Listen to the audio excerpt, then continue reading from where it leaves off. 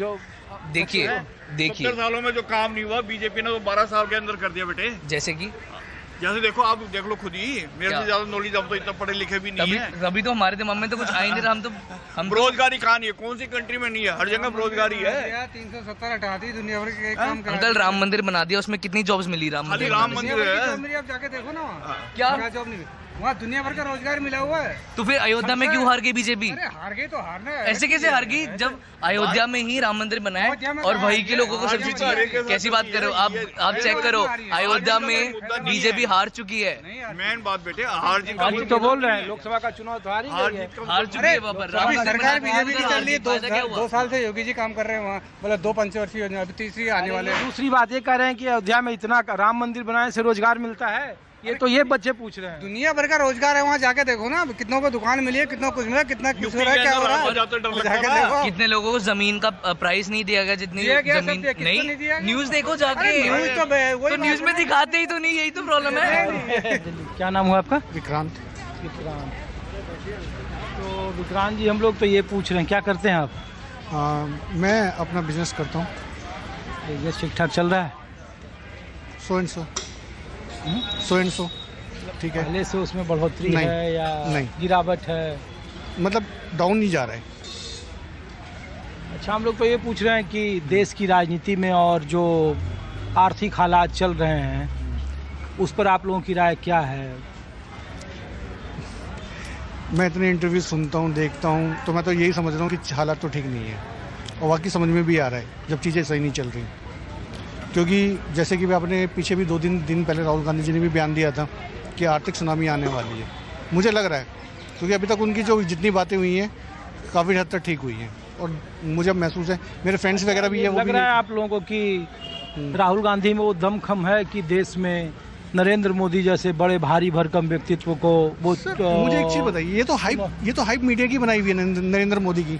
आज आप मीडिया मुझे दीजिए, मैं आपको कह रहा हूँ कि 3 महीने के अंदर मैं राहुल गांधी की हाइप बना के दिखा दूंगा। नहीं, हाइप का मसला नहीं है, तो परफॉर्मेंस का मसला है ना। परफॉर्मेंस कहाँ है कि यार? भाई जिसका 22 राज्यों में भारतीय जनता पार्टी की सरकार, अरे वो हमें भी पता है कैसे राज्य सरकार बनी है, सब पता है, सारी एजेंसियाँ हाथ में है, सब कुछ हाथ में है, कैसे उखाड़े गए, कोलकाता पे कैसे जीता गया है, सब पता है। ऐसे ये कुछ लोग कहते हैं कि पब्लिक को नहीं पता। बंगाल में नहीं, बंगाल में बिल्कुल सीधी विन नहीं हुई है, इन्होंने बेईमानी करके जीती है। 2014 में मैंने बीजेपी को वोट दिया था, 2014 में, लेकिन बाद में धीरे धीरे समझ में आने का बहुत बड़ी भारी गलती कर दी, इसलिए नहीं। 19 में नहीं दिया आपने? 19 में नहीं दिया, तभी 303 सीटें आई भारतीय जनता पार्टी। और 24 में क्या हाल हुआ? 24 में भी इनको पता लगे। देखो, हर एक एजेंसी होती है। मैं आपको अंदर खाने की बात बताऊं कि कुछ हैं मेरे जानने वाले जो अंदर पार्टी में हैं, वो हमें बताते हैं अंदर की बात। कहते हैं अंदर सर्वे हुआ था, पता लग रहा था ये हार रहे हैं, और मैं किसी का नाम नहीं लेना चाहता, उसने साफ बोला था कि गेम हमने सेट कर लिए, 60 से 70 सीटों का हम गेम सेट कर चुके हैं। ऑन रिकॉर्ड बोली थी उसने, मतलब मेरा फ्रेंड ही है। दिल्ली में कैसे जीत गई भारतीय जनता पार्टी, बताओ आप? जहाँ पे अरविंद केजरीवाल 67 सीट, 62 सीट। मैं इसीलिए आम आदमी से पूछ रहा हूँ, आप चूंकि नेता तो हो नहीं। आप नहीं, मैं नेता नहीं हूँ। अपने बिहार का एक एग्जाम्पल लिया। बिहार में जब चुनाव हुआ था तो ये गया था कि गुजरात से जितनी भी कंपनीज हैं, जितनी भी गुजरात की CRPF है, अधिकारी हैं, और जहाँ इनकी स्टेट में जहाँ बीजेपी की गवर्नमेंट है, वहाँ से सारे अधिकारी उठ के वहाँ बिहार गए थे। तो सीधी सी बात है, उनको इंस्ट्रक्शन है कि कैसे काम करना है, कैसे नहीं करना। स्ट्रॉन्ग रूम में क्या होता है, जैसे कोलकाता में देख लिया, लाइट चली गई, कैमरा बंद कर दिए गए। ये तो वही बात बोल रहे हैं कि आज बैठक थी इंडिया गठबंधन की, और कहा कि देखो जी वोट चोरी हो रही है, उसको रोकना है, देखो जी हम लोग को चुनाव आयोग। आपने बहुत अच्छी बात बोली, आपने बहुत अच्छी बात बोली। आपने कहा आज इंडिया गठबंधन की बैठक थी, रात में होर्डिंग लग गए राहुल गांधी के नाम के कि शरद पवार ने क्या कहा था। शरद पवार ने, देखो स्टेटमेंट तो हर किसी नेता के लिए कोई ना कोई देता ही है, आप एक बात समझना। तो मोदी के लिए भी बहुत स्टेटमेंट देते को, फिर मेरे को तो इस हिसाब से फिर मोदी की भी होर्डिंग लगनी चाहिए कि मोदी के बारे में लोगों ने क्या क्या बोला। अभी लगा दिया, अभी नहीं, कोई भी लगा दे। अभी अमिताभ बच्चन ने 2-3 दिन पहले क्या बोला, स्टेटमेंट आई है उनकी कि 10-12 साल पहले जो गलती हो गई थी उसको सुधारने का मौका आ गया, राहुल गांधी को अब देश की कमान दे देनी चाहिए। और मैं खुद कहता हूँ, देखो मैं भारत जोड़ो यात्रा में शामिल नहीं हुआ था, लेकिन मैं बदरपुर बॉर्डर गया था। मेरे बारे में मेरे को पहले थिंकिंग थी जो सिद्धू जी ने कहा था, पप्पू, लेकिन जब मैं बंदे के सामने बैठा, बंदे को मैंने बोला नहीं, मैंने बात नहीं की, मैं बंदे को सुन रहा था, तो मुझे समझ में आया यार कहाँ लोग क्या बना देते हैं बातों को।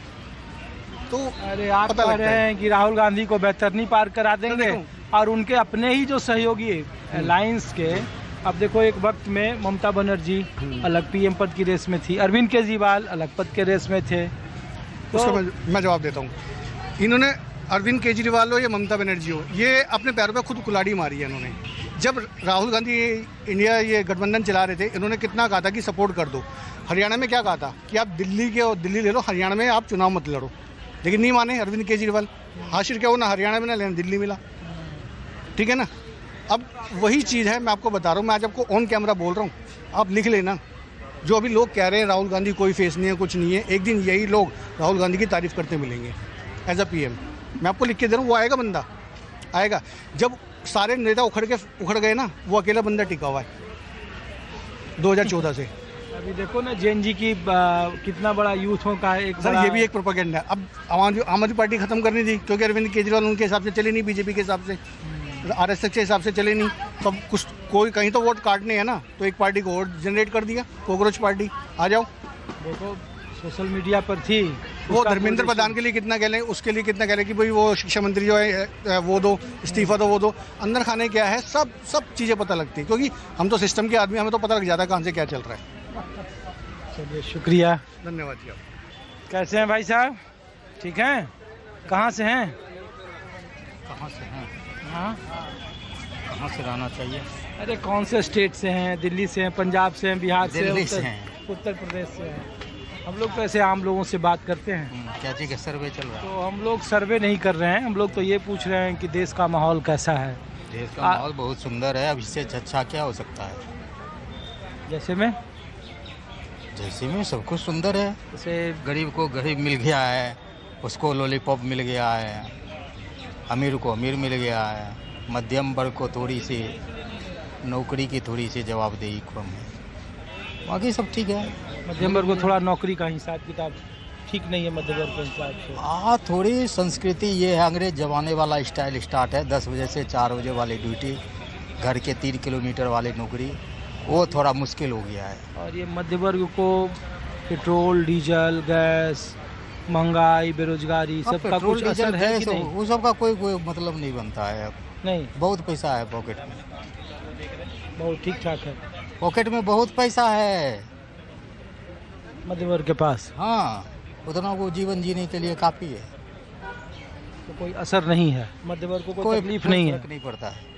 तो ये लोग ऐसे ही बिना मतलब का हल्ला कर रहे हैं कि पेपर लीक हो गया, बेरोजगारी नहीं है, अरे इंजीनियर पेपर और लीक ये- होना वो एक अलग दूसरा मुद्दा है। हाँ। वो तो मुद्दा अलग है स्टूडेंट का, वो मुद्दा अलग है, वो तो होना ही चाहिए। अब प्रभु जी, ठीक है भैया। अब ये एक शुक्रिया। नया प्रॉब्लम है, आंगनवाड़ी चल रहा है और कौन कौन चीज़ चल रहा है, अब ये सबको वहाँ पर के पहुँचाएगा? आप लोग कहाँ से भाई साहब? बिहार से।